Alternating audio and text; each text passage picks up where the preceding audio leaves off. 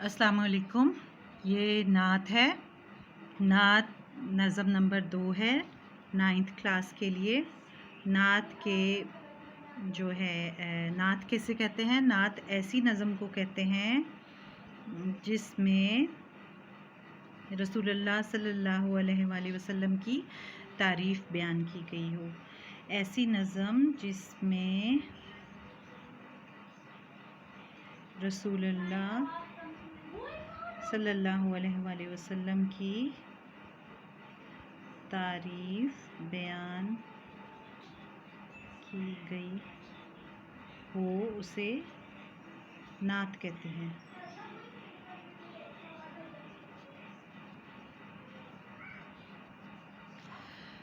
इसका पहला शेर है, दिले दर्दमंद की दास्तां न कहूँ जो तुमसे तो क्या करूँ, तुम ही गम ज़दों के हो कदरदां न कहूँ जो तुमसे तो क्या करूँ।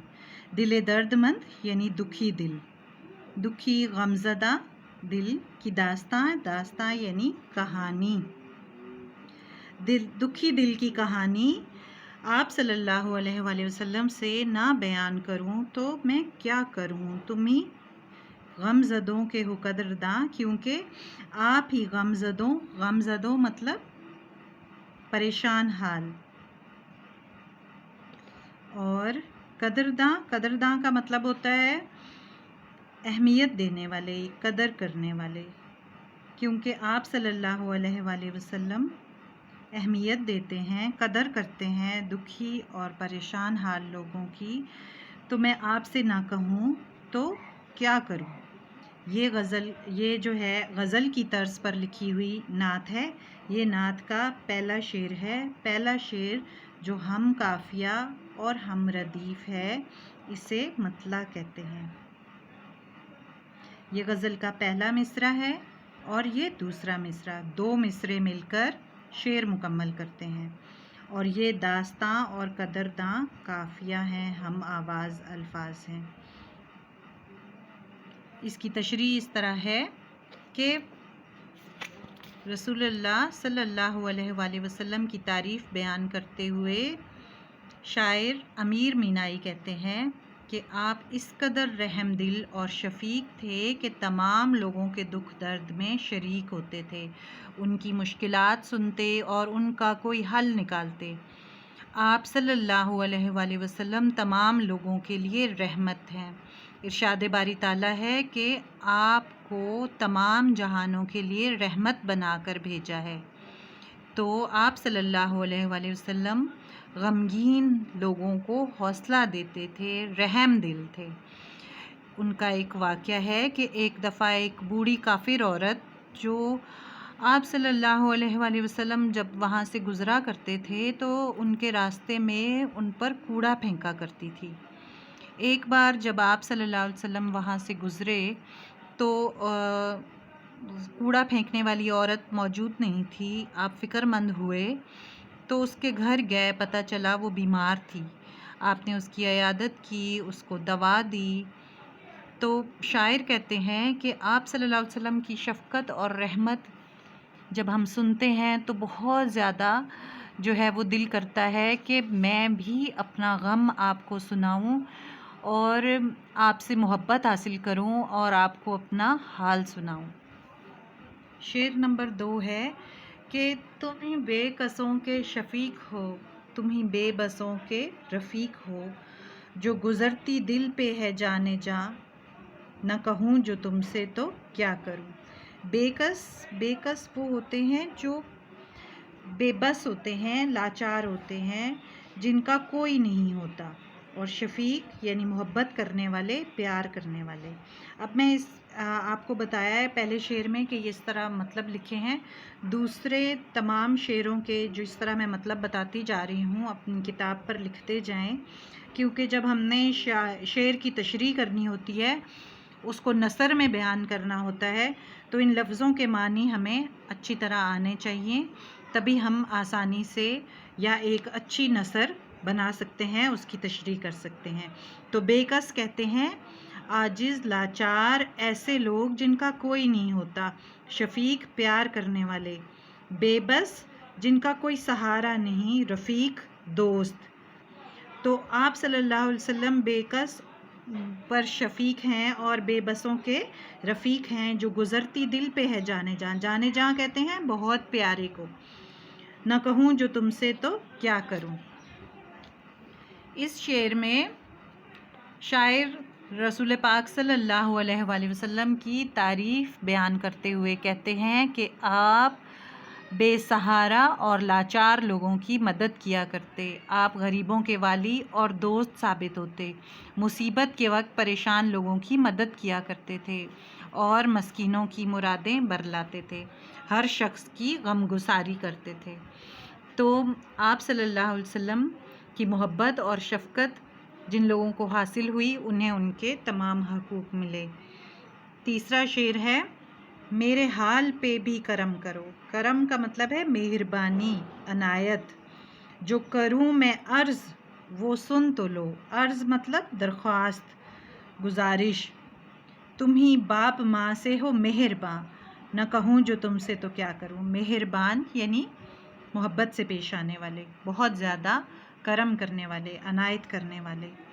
تو اس شعر میں شاعر کہتے ہیں، اپنی محبت اور عقیدت کا اظہار کرتے ہیں، کہتے ہیں کہ میں آپ کی ذات گرامی سے بہت زیادہ متاثر ہوں، میری محبت اور عقیدت آپ صلی اللہ علیہ وآلہ وسلم سے بہت زیادہ ہے، اس لیے میں چاہتا ہوں کہ آپ مجھ پر اپنی نظر کرم کریں اور میرا حال بھی سنیں۔ میں اگر آپ سے کچھ گزارش کروں تو اس کو بھی سنیں۔ میری آرزو ہے کہ میں اپنا حال دل آپ کو بیان کروں اور اپنے دل کا بوجھ ہلکا کر سکوں، کیونکہ آپ جیسا شفیق اور مہربان کوئی نہیں، آپ ماں باپ سے بھی بڑھ کر مہربان ہیں۔ تم ہی دادگر ہو یتیم کے، تم ہی چارہ گر ہو سقیم کے۔ دادگر کا مطلب ہوتا ہے انصاف دلانے والا، اور چارہ گر مسئلوں کا حل نکالنے والا۔ سقیم ایسے کو کہتے ہیں جس سے کوئی غلطی ہو گئی ہو، گناہ سرزد ہو گیا ہو، خطا کار ہو۔ تم ہی دادگر ہو یتیم کے، تم ہی چارہ گر ہو سقیم کے۔ ہمہ تن ہوں درد میں ناتواں۔ ہمہ تن یعنی ہر وقت، ہر لمحہ۔ درد میں ناتواں، ناتواں یعنی کمزور، ضعیف، بے بس، بے حال۔ نہ کہوں جو تم سے تو کیا کروں۔ اب اس شعر میں شاعر کہتے ہیں کہ آپ صلی اللہ علیہ وآلہ وسلم نے یتیموں کی مدد کی اور بے سہارا لوگوں کو سہارا دیا۔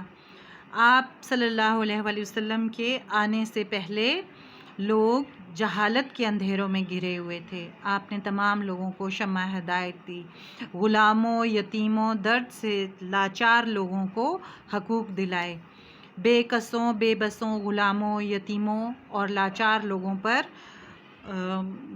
ظلم توڑا جاتا تھا، آپ نے جو ہے ان کو سہارا دیا اور ان کی غلطیوں پر ان کو جو ہے حد مقرر، عرب کے معاشرے میں ایسے ہوتا تھا نا کہ چھوٹی سی غلطی پر بھی کڑی سے کڑی سزا دی جاتی تھی، تو آپ نے انصاف دیا، انصاف کے مطابق لوگوں کو ان کے اس کا دیا، حد مقرر کی اور معاشرے کو ظلم و جبر سے بچایا اور پریشان حال لوگوں کی مدد کی۔ اگلا شعر ہے، مجھے در بدر یہ پھرائے گا۔ در بدر مطلب مارے مارے پھرنا، بھٹکنا، ایک در سے دوسرے در پر پھرنے والا۔ نہ کبھی یہ راہ پر آئے گا، مجھے پیس ڈالے گا۔ پیس ڈالے کا مطلب ہے برباد کر دے گا۔ آسمان، نہ کہوں جو تم سے تو کیا کروں۔ اس شعر میں شاعر جو ہے وہ رسول پاک صلی اللہ علیہ وآلہ وسلم سے مخاطب ہے اور کہنا چاہتا ہے کہ میں مصیبتوں میں گھرا ہوا ہوں اور بہت پریشان حال ہوں۔ زمانے کی مصیبتوں کی وجہ سے مجھے در در کی ٹھوکریں کھانا پڑتی ہیں، میں پریشانیوں میں بری طرح پھنس چکا ہوں، میں ان آزمائشوں کی وجہ سے اپنی راہ سے بھٹک چکا ہوں، میں سیدھے راہ پر چل نہیں پا رہا، میرا وجود ان مشکلات کے بوجھ تلے دب چکا ہے۔ تو اے نبی صلی اللہ علیہ وآلہ وسلم، آپ تو ہر شخص کے رفیق ہیں۔ میرا جی چاہتا ہے کہ اپنے تمام مصائب کا ذکر آپ سے کروں تاکہ میرے دل کا بوجھ ہلکا ہو اور میں سکون حاصل کروں، کیونکہ آپ جیسا مہرباں اور قدرداں کوئی نہیں ہے۔ اگلا شعر ہے: نہ زمیں سنے نہ فلک سنے، نہ بشر سنے نہ ملک سنے۔ فلک آسمان، بشر انسان کو کہتے ہیں اور ملک فرشتے کو کہتے ہیں۔ نہیں سنتا کوئی میری فغاں، فغاں کا مطلب ہے آہوزاری کرنا، فریاد کرنا۔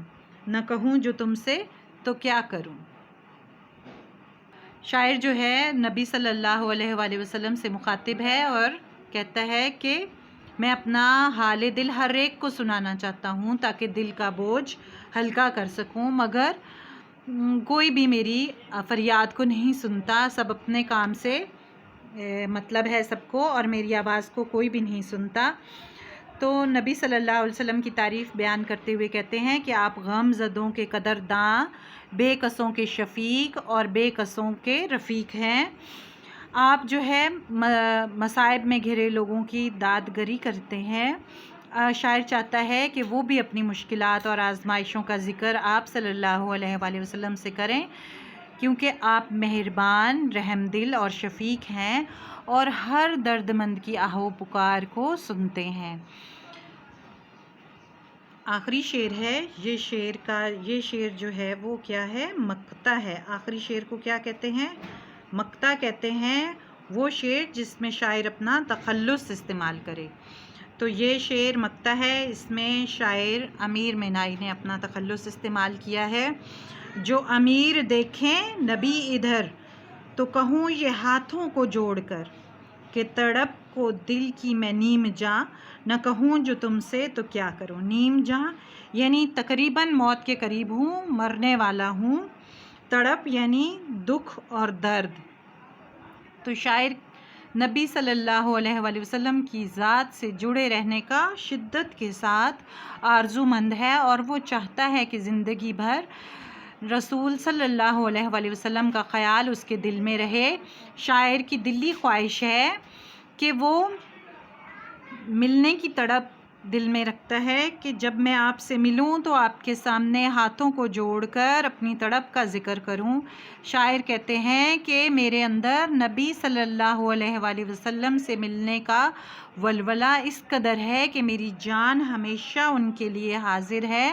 شاعر نبی صلی اللہ علیہ وآلہ وسلم کی ذات سے جڑے رہنے کا شدت سے آرزو مند ہے، اور وہ چاہتا ہے کہ زندگی بھر رسول اللہ صلی اللہ علیہ وآلہ وسلم کا خیال اس کے دل میں رہے۔ شاعر دلی خواہش رکھتا ہے کہ وہ رسول اللہ صلی اللہ علیہ وآلہ وسلم سے ملے۔ شاعر کے اندر پیارے نبی خاتم النبیین صلی اللہ علیہ وآلہ وسلم سے ملنے کی تڑپ اس حد تک ہے کہ شاعر چاہتے ہیں کہ جب وہ ان سے ملیں تو ان کے سامنے عاجزی اور انکساری سے ہاتھ جوڑے اپنی تڑپ کا ذکر کریں، اور وہ کہتے ہیں کہ میں آپ سے نہ کہوں تو پھر میں کس سے کہوں۔ شاعر اپنے اس حال کا ذکر رسول پاک صلی اللہ علیہ وآلہ وسلم سے کرنا چاہتے ہیں۔